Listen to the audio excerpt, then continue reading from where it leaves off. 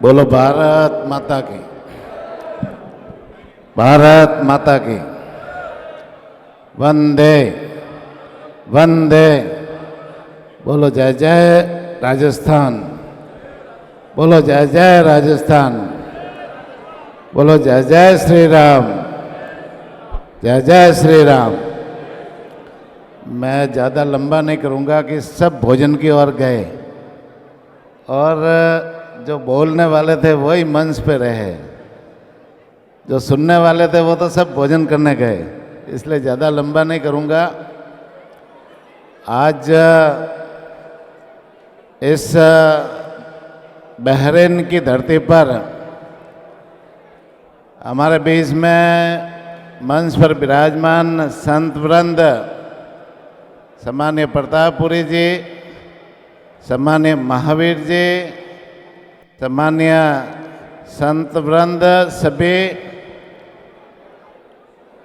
हमारे विधानसभा में मेरे साथी सम्मान्य बाबू सिंह जी राठौड़ साहब, सम्मान्य गोवर्धन जी धोध, सम्मान्य रविंद्र सिंह जी, रितु बनावत जी, और यहाँ विराजमान सम्मान्य सुभाष जी भारतीय, सम्मान्य ऋषि जी बंसल, मदन सिंह जी, और राजस्थान से पधारे हुए सभी अतिथिगण। यहाँ पर भारतीय दूतावास में भारत का प्रतिनिधित्व करने वाले सम्मान्य मोहनलाल जी, सम्मान्य शतान सिंह जी और सभी यहाँ के अधिकारीगण, यहाँ विराजमान सभी अतिथिगण, सम्मान्य यहाँ के आयोजनकर्ता सम्मान्य फत्ताराम जी, सम्मान्य महेंद्र जी, सम्मान्य महेंद्र जी और सभी उनके सभी साथीगण। सबसे पहले तो मैं फत्ताराम जी, ज्ञान सिंह जी, महेंद्र जी और इनकी पूरी टीम को धन्यवाद देना चाहूँगा कि आपने बहरीन की धरती पर ये राजस्थानी प्रवासियों का इतना बड़ा कार्यक्रम रखा और इस कार्यक्रम में मुझे भी आने का अवसर दिया और आप सब लोगों के दर्शन करने का अवसर दिया। मैं पूरी टीम को धन्यवाद देना चाहूँगा। वैसे बहरीन की धरती पर जो 7 समुंदर पार है, बहुत दूर है, और यहाँ आकर के अच्छा लगा कि अब 22,000 के आसपास राजस्थानी प्रवासी रहते हैं और लाखों की संख्या में भारतीय प्रवासी भी रहते हैं। तो निश्चित रूप से जिस देश में इतनी संख्या में हमारे प्रवासी बंधु हैं और यहाँ आकर के उन्होंने निश्चित रूप से अपना आर्थिक साम्राज्य स्थापित किया है। जब लोग ये सारे लोग प्रवासी आए होंगे, जब फत्ताराम जी का बात बताई कि 17 साल की उम्र में आए और यहाँ आने के बाद में उनके बहुत सारे साथी और जो प्रवासी भारतीय आए, कोई बहुत बड़ी पूंजी लेकर नहीं आए होंगे, वहाँ से भारत से आए होंगे, या तो एक अटैची लेकर आए होंगे या कपड़े की थैली लेकर आए होंगे, और यहाँ आकर के उन्होंने यह मेहनत की, परिश्रम किया। भाई यहाँ की भाषा भी आपको नहीं आती होगी, यहाँ के लोगों से परिचय भी नहीं होगा, लेकिन यहाँ के लोगों के साथ में आपने परिचय बढ़ाया, यहाँ की भाषा भी धीरे धीरे सीखी और मेहनत मजदूरी करते, परिश्रम करके धीरे धीरे व्यवसाय की तरफ भी बढ़े और अपना एक तरह से अच्छा आर्थिक साम्राज्य स्थापित किया।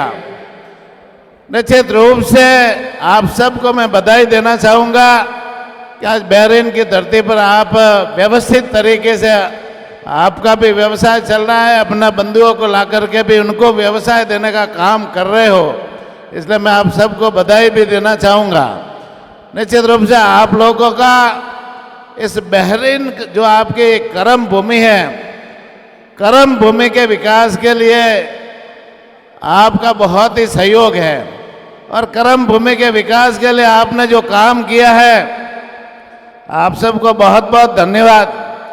लेकिन एक निवेदन मैं और करना चाहूँगा, भाई कर्म भूमि के लिए कर रहे हो, आपने अपने परिवार को भी मजबूत किया, आपने यहाँ आर्थिक रूप से भी मजबूती प्रदान की, लेकिन अब वो अपनी जन्मभूमि है, ताराचंद जी बैठे, अभी आपने भी सारा बात बताया था, अपनी जन्मभूमि को भी आप नहीं भूले और वहाँ पर भी है ना आकर के अपनी जन्मभूमि का ऋण चुकाने का भी प्रयास करें।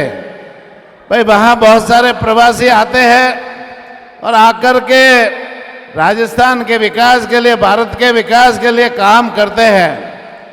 अभी सम्माननीय बाबू सिंह जी ने बताया कि हमारी सरकार आने के बाद में, राजस्थान में माननीय मुख्यमंत्री जी के नेतृत्व में सरकार बनने के बाद में हमने राइजिंग राजस्थान का कार्यक्रम लाया और राइजिंग राजस्थान में देश भर के और विदेशों में जो हमारे प्रवासी बंधु रहते हैं वो लोग आए और वहाँ सरकार के साथ में एमओयू किए। 35 लाख करोड़ से ज़्यादा एमओयू सरकार के साथ में किए। वो बड़े बड़े उद्योगपति भी आए, प्रवासी भी आए। सरकार उस एमओयू को क्रियान्वित करने के लिए लगातार प्रयासरत है। भाई विभिन्न क्षेत्रों में किए, कई पर्यटन के क्षेत्र में किए, सौर ऊर्जा के क्षेत्र में किए, पवन ऊर्जा के क्षेत्र में किए, डेयरी सेक्टर में, पशुपालन के सेक्टर में, बिजली, पानी, शिक्षा, चिकित्सा सभी क्षेत्र में किए। और ये एमओयू जब धरती पर उतरेंगे तो निश्चित रूप से राजस्थान एक विकसित प्रदेश बनेगा। जो माननीय मुख्यमंत्री जी का सपना है कि हम राजस्थान को आने वाले समय में विकसित प्रदेश बनाएंगे, आत्मनिर्भर प्रदेश बनाएंगे। तो आप लोगों से मेरा सभी से निवेदन है कि राजस्थान में आओ, वहाँ आकर के उद्योग धंधे लगाओ, वहाँ आकर के अपना जो पैसा, अपनी जो पूंजी का इन्वेस्टमेंट करना चाहते हो वहाँ आकर के आप करो। सरकार आप लोगों के साथ में कंधे से कंधा मिलाकर खड़ी रहेगी। हमने अलग से एक विभाग खोल रखा है और हमने अलग से एकल खिड़की खोल रखी है सरकार के माध्यम से, जिसे हमारे जो प्रवासी बंधु हैं वो आकर के राजस्थान में कोई बिजनेस करना चाहे तो उनको सारी की सारी सुविधाएं, बिजली, पानी, उनकी एनओसिया देने की सारी सुविधाएं हम तत्परता से देंगे, जो जल्दी से जल्दी देंगे। तो प्रवासियों के लिए हमने ये व्यवस्था भी कर रखी है। तो आप सबका वहाँ राजस्थान में स्वागत है, अभिनंदन है।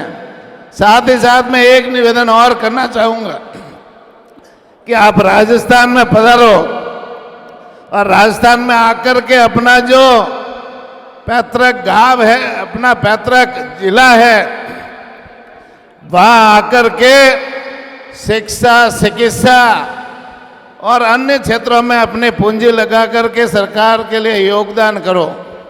भाई वहाँ आकर के हमारी गौ माता है, गौशाला, हम राजस्थान में 4000 से ज़्यादा गौशालाएं चलाते हैं। उन गौशालाओं में सरकार अनुदान देती है।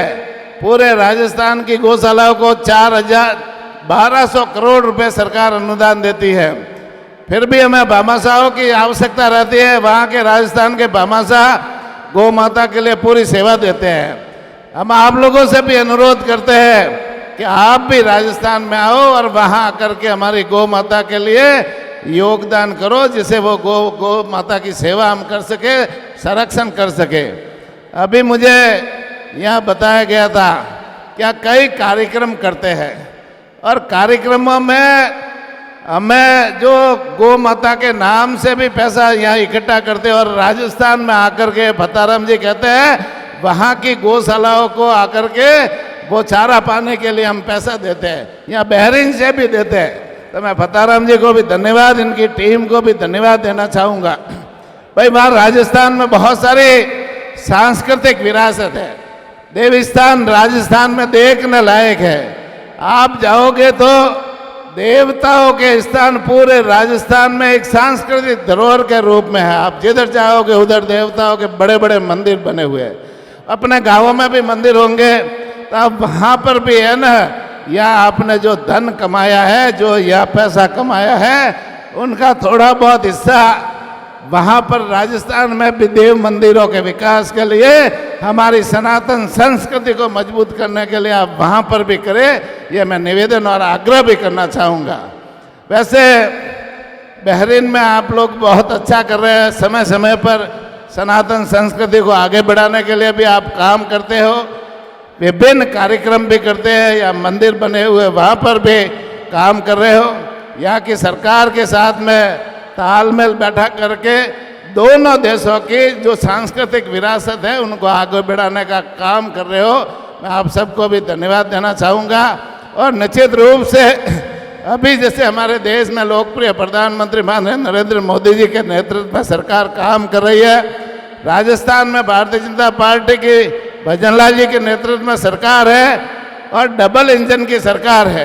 भाई सभी क्षेत्रों में भाई पहले विदेशों में जाते थे ना अपने प्रवासी बंधु, तो वहाँ उनको जितना मान सम्मान मिलना चाहिए उतना मान सम्मान नहीं मिलता था। उनको है ना अलग दृष्टि से देखते थे। 2014 से जब से भारतीय जनता पार्टी के मोदी जी के नेतृत्व में सरकार आई है, तब से लगातार जिस तरह से मोदी जी ने वसुदेव कुटुंबकम के भाव को लेकर काम किया है, पूरे संसार को अपना कुटुंब मानते हुए मोदी जी जिस तरह से सरकार संचालित कर रहे हैं और लोगों के लिए और विश्व के कल्याण के लिए काम कर रहे हैं, निश्चित रूप से भारत का मान सम्मान पूरे विश्व में बढ़ाने का काम कर रहे हैं। देश के लोगों के लिए तो अच्छी अच्छी योजना बनाते हैं, लेकिन पूरे विश्व के कल्याण के लिए भी आज मोदी जी के नेतृत्व में अच्छा काम हो रहा है। चाहे वो योग दिवस पूरे विश्व में मनाने का मामला हो, चाहे वो अंतर्राष्ट्रीय स्तर पर मजबूती देने का काम हो, या प्रवासियों को जब आवश्यकता रहती है, चाहे यूक्रेन युद्ध से अपने प्रवासियों को, अपने छात्राओं को सकुशल वापस लाने का काम हो, या अफगानिस्तान में फंसे भारतीयों को लाने का काम हो, ईरान इराक में फंसे भारतीयों को लाने का काम हो, इजराइल में फंसे भारतीयों को सुरक्षित लाने का काम हो, हमारी सरकार ने मोदी जी के नेतृत्व में निश्चित रूप से सकुशल ला करके हमेशा प्रवासियों की चिंता की है और सरकार पूरी तरह से प्रवासियों के साथ में खड़ी रही है। आज मोदी जी के नेतृत्व में जिस तरह से पूरा विश्व उन मोदी जी के नेतृत्व को मान रहा है, 40 से ज़्यादा देशों ने मोदी जी को उनका खुद उनके देश का सम्मान देने का काम किया है। तो मोदी जी निश्चित रूप से भारतीयों का मनोबल बढ़ाने में और भारत के पूरे विश्व में एक प्रतिष्ठा कायम करने में मोदी जी का निश्चित रूप से सराहनीय योगदान है। तो हम सबका मान सम्मान आज विदेशों में बढ़ा है, तो वो भारतीय जनता पार्टी की सरकार और मोदी जी की सरकार के कारण से बढ़ा है, सक्षम नेतृत्व के कारण से बढ़ा है। तो हम लोग हैं ना, या जहाँ भी है वहाँ रह कर के भारत के मान सम्मान को भी बढ़ाने का काम करें, अपना व्यवसाय करें, प्रतिष्ठा बढ़ाए और देश का सम्मान बढ़ाने का काम हम लोग करें। इस अवसर पर मैं लंबी चौड़ी बात नहीं करूँगा। अभी जो विषय रखा था माननीय सतान सिंह जी ने मुझे बताया, जो हमारे राजदूत भारतीय दूतावास में सदस्य है, और उन्होंने कहा कि जो बहरीन में फ्लाइट आती है वो डायरेक्ट फ्लाइट नहीं है, और वाया मीडिया आकर आती है तो उसमें समय ज़्यादा लगता है।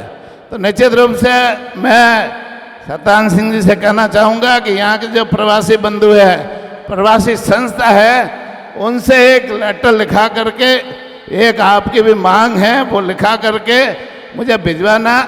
मैं इस संबंध में भारत सरकार के नागरिक उड्डयन मंत्री जी से मिल करके उनको रजू मिल करके इसके लिए प्रयास करेंगे, जैसे यहाँ में आने वाले जो भारतीय अपने प्रवासी बंधु है उनको पूरी तरह से सुविधा मिले और जल्दी से जल्दी आने जाने की यात्रा उनको सुलभ हो सके, इस दिशा में हम काम करेंगे।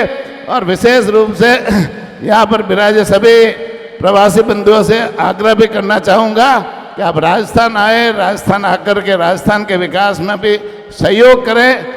यहाँ जो कर्म भूमि है, कर्म भूमि में भी मजबूत बने रहे और जन्मभूमि में भी योगदान दे करके अपनी जन्मभूमि का ऋण चुकाने का भी काम करें, ये निवेदन करना चाहूँगा।